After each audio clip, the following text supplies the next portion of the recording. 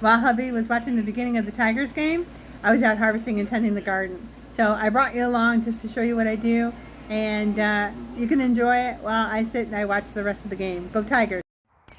Remember to find and snap off your scapes of your garlic. Super easy. Find it, snap. All the way down to the first leaf that you find.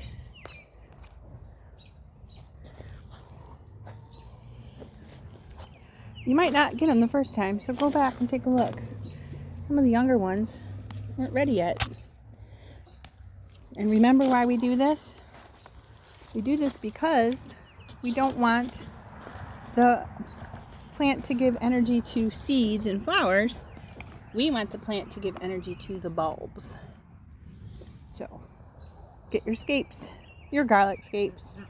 I'm super excited because we finally have some fruit on this little tiny patio tomato plant that is ripe. Finally!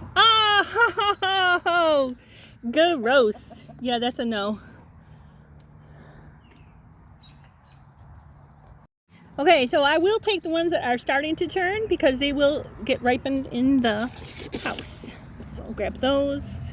If they're just starting to turn, it's just starting to turn pink.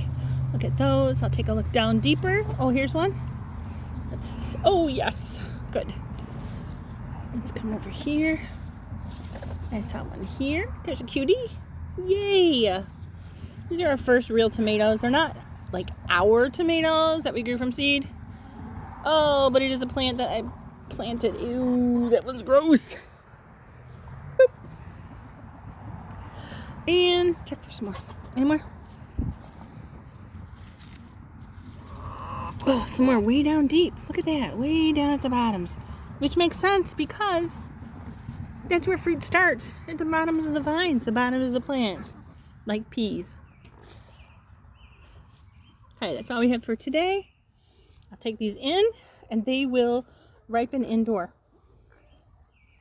So a weed is only a flower or a plant that's growing where you don't want it to grow.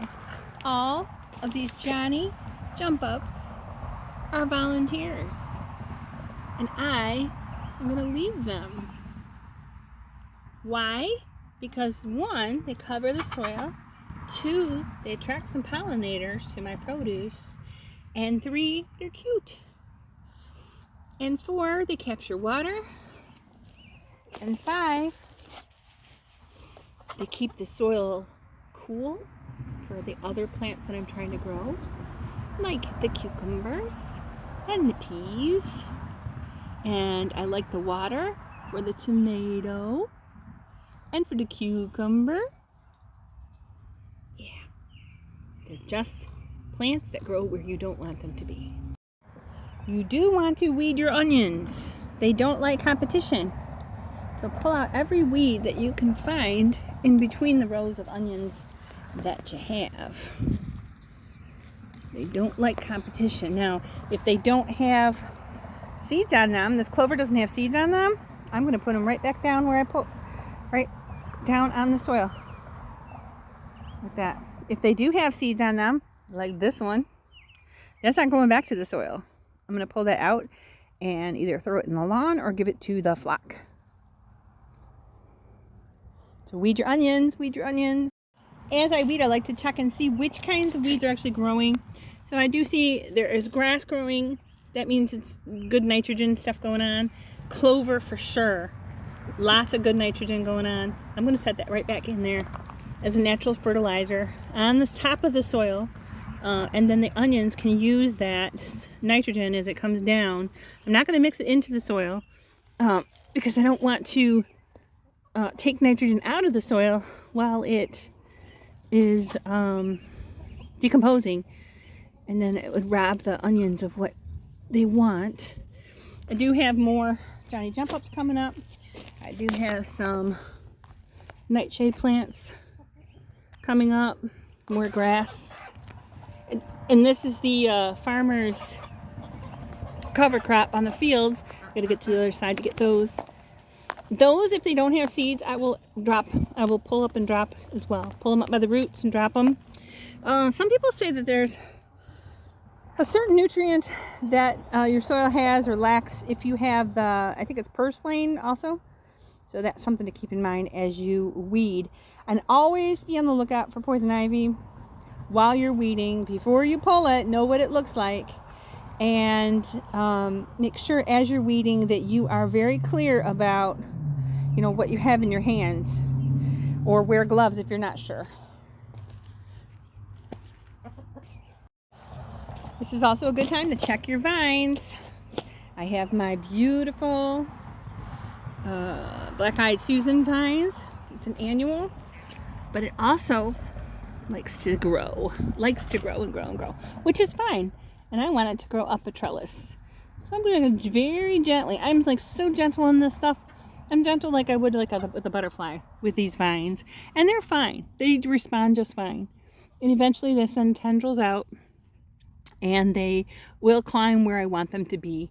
Usually straight up as long as I can catch them. Sometimes they'll send little arms out. I just thread it through where I want them to be. These provide shade from the sun. On this side when it's the west and the sun's in the west in the evening, and on that side in the morning.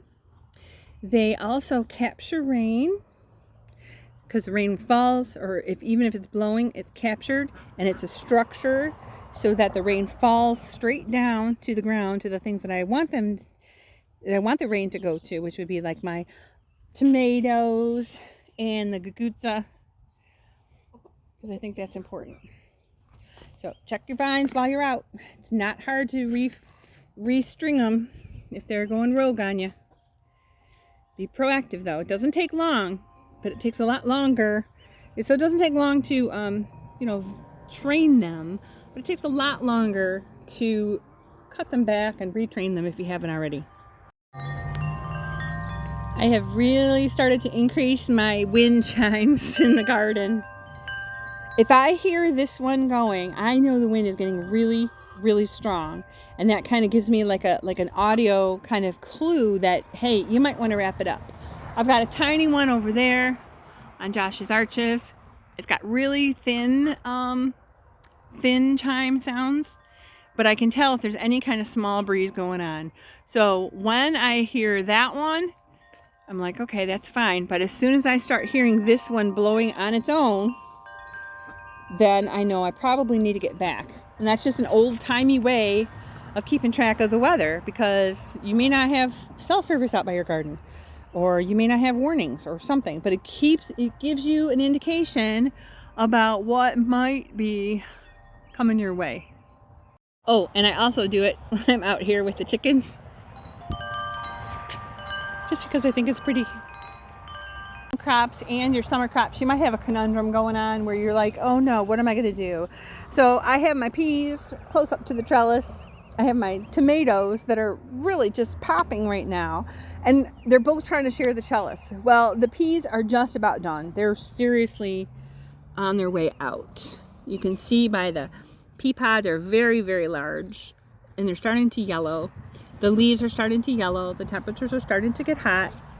So I'm going to pull as many peas as I can, and when these leaves begin to yellow, I'll cut them at the base and thread them out. In the meantime, this tomato plant is growing large enough to start threading it gently, very, very gently, through these garden fence trellis. There we go. Through these holes of this garden fencing. And I can see flowers, which means I'm going to be having tomatoes soon. Soon, soon, soon. I'll take that one off too. My next conundrum is about the tomato plants.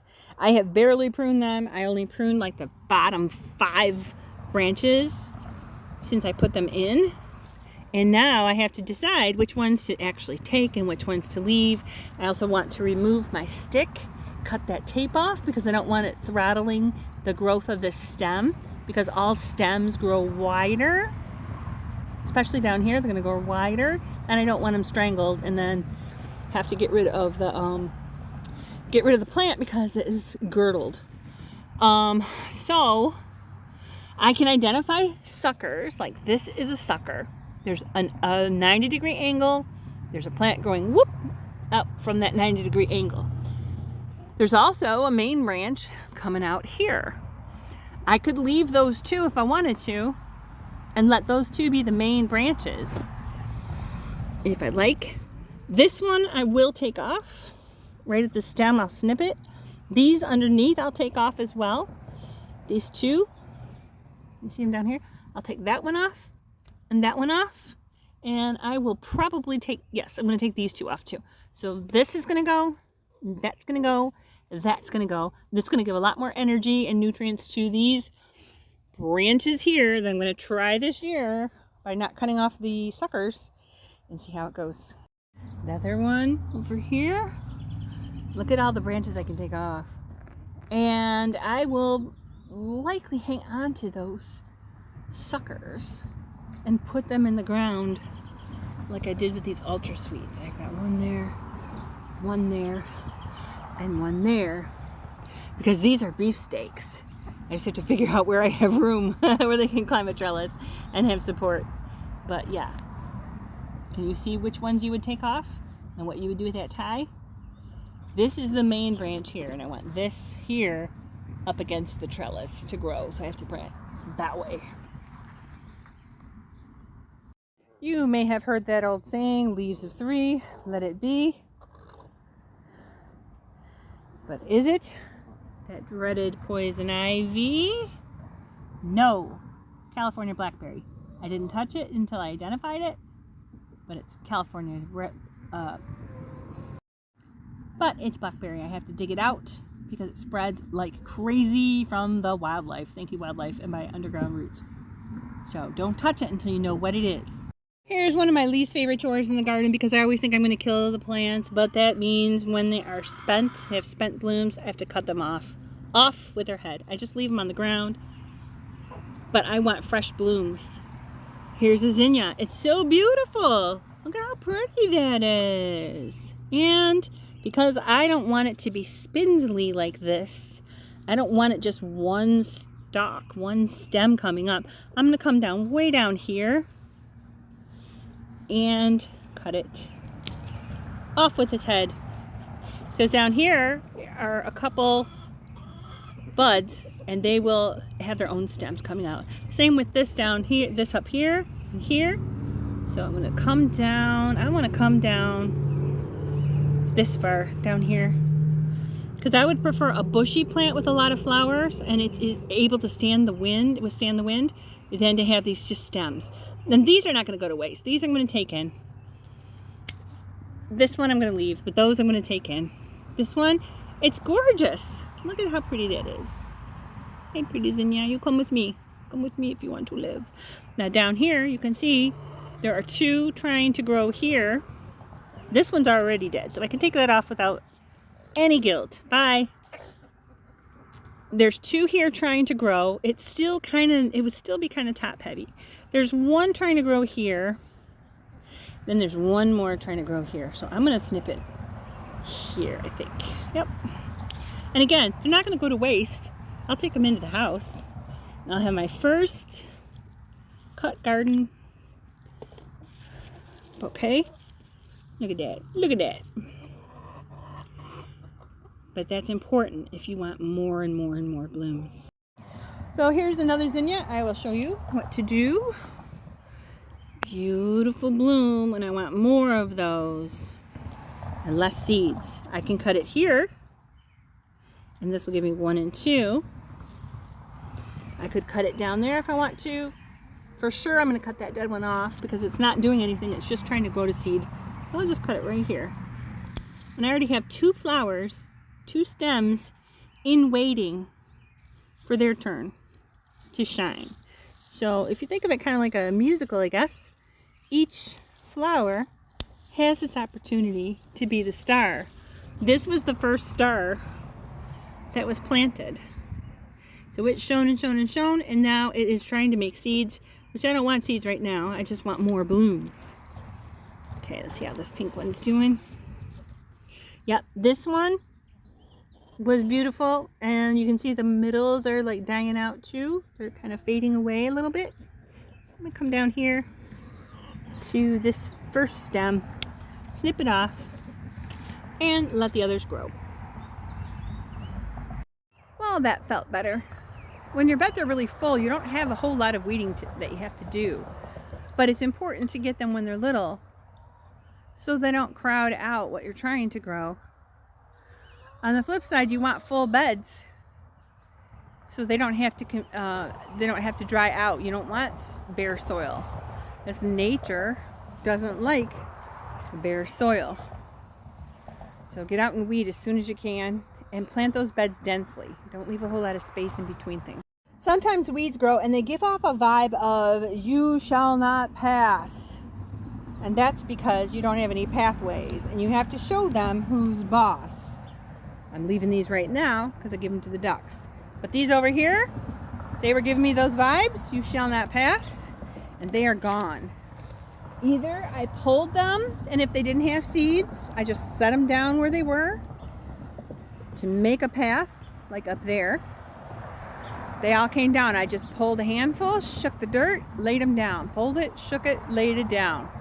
Now I have a pathway. There was that vibe of "you shall not pass," but oh yes I will. If you don't have pathways, you don't have produce, because it's almost impossible to harvest, it's almost impossible to weed, and it's almost impossible to manage your beds if you don't have a way to get back there. Remember that a weed is something that's growing where you don't want it to be. It can be some of your favorite plants like milkweed. It could be the sunflower. And it also could be a tomato plant. But hey, if it's growing where it's not going to get stepped on or knocked around, then let it grow if you want to. I'm using some cuttings from my fig tree. I'm going to try this this year for a stake, for a post. And then I'm just going to gently tie with twine the tomato plant as it grows up this particular stick. I did plant my pumpkin seeds. Anywhere you see a white trash can upside down is a mound with pumpkins of different types. So we're going to let them grow, grow, grow.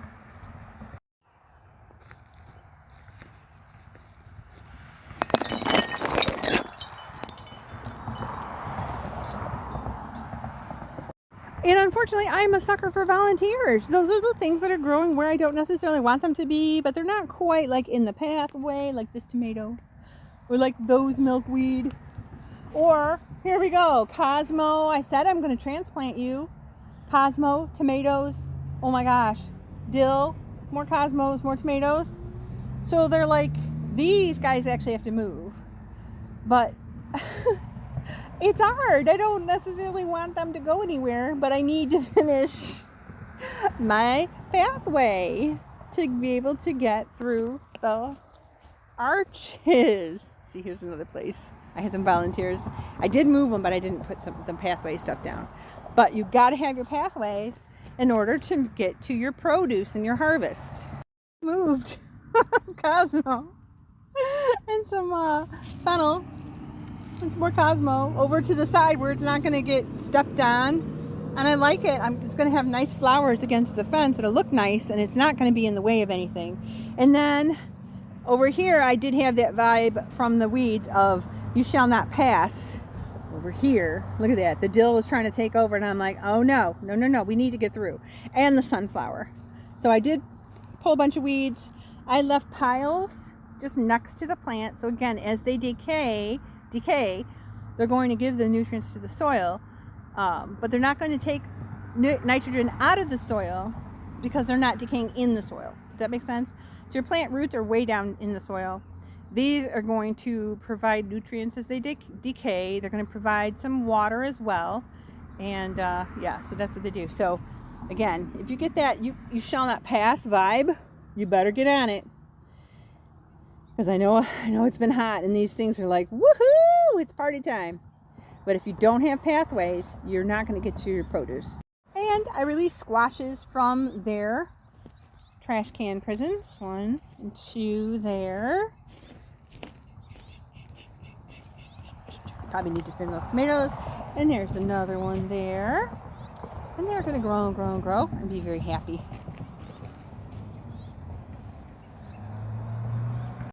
There's the radishes making seeds, and then these peas just about giving up the ghost.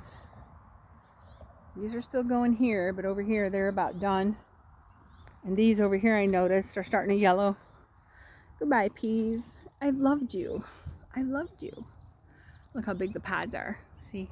So it's just about time to cut these. I'll cut them at root level and pull them out. And you can either, again, you can put them on the ground because they're not going to just grow more peas. It's not like a weed plant. Or you can give it to your flock if you have one. Or you can just put them in a compost pile. But yeah. Oh, peas. I'm going to miss you so much. Thank you for being here. Oh yeah. More pumpkins there. And then that is the zucchini that was coming up from seed. How fun. Got some onions here, trying something out. Recycling my potting soil in these big containers.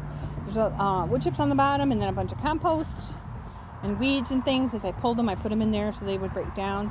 Because it seems like squash and pumpkins, they readily grow in a compost pile, right?